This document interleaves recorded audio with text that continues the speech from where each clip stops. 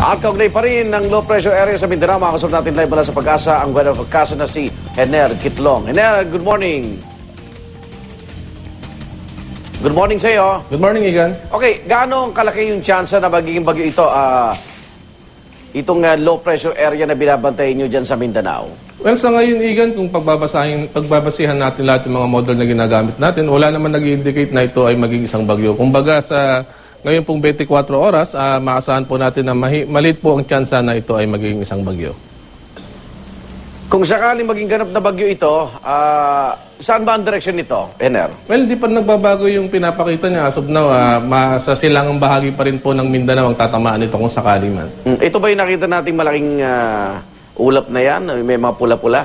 Yan ba yun? Opo, pero yung pinakasentro ng low pressure area ay bali nasa baba po, mababa po siya. Yung pong mga nasa taas po yan, yun po yung outer clouds o yung advancing clouds po ng low pressure. Okay. Metro Manila, anong epekto niyan? Sa ngayon, maganda pa rin ang panahon natin sa Metro Manila. Medyo may konting kaulapan lang. Kung sakali namang magkaroon ng mga pagulan, mahina lamang yan. Subalit bukas, pag umabot na po yung outer clouds, yung pinaka-main cloud ng low pressure area, asahan po natin mga pagulan po tayong mararanasan bukas. So anong mga lugar ang direktang maapektuhan nitong LPA na to?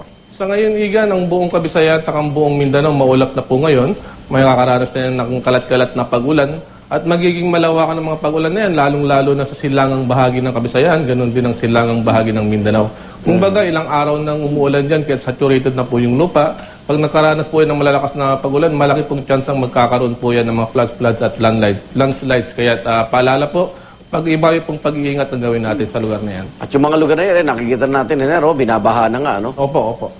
Hanggang kailan itong LPA nito? Well, base po sa pinapakita niya, kung hindi ito magiging bagyo, mga 2 hanggang 3 araw, nasa loob pa rin po yan ng Philippine Area of Responsibility. Pagdating po ng 4, maaari na po yung makalabas ng Philippine Area of Responsibility.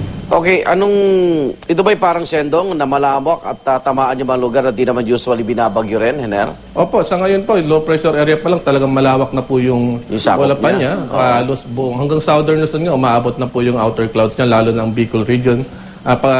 Sa Bicol region po, mag-ingat din po tayo dyan kasi umaabot na po yung kaulapan niya. May mga pagulan na rin po tayong mararanasan dyan. Pag naging bagyo po yan, halos dadaan din doon sa mga dinaanan ng bagyong si Sendong. Yung maliliit na bangka, di ba? Hindi pa. Sa ngayon, wala naman po tayong pinalabas na gale warning. Ibig sabihin po, hindi ganun po kalakas yung pag-alo ng karagatan kaya wala po tayong problema. Okay, maraming salamat. Hener Kitlong po, weather forecaster ng Pag-asa.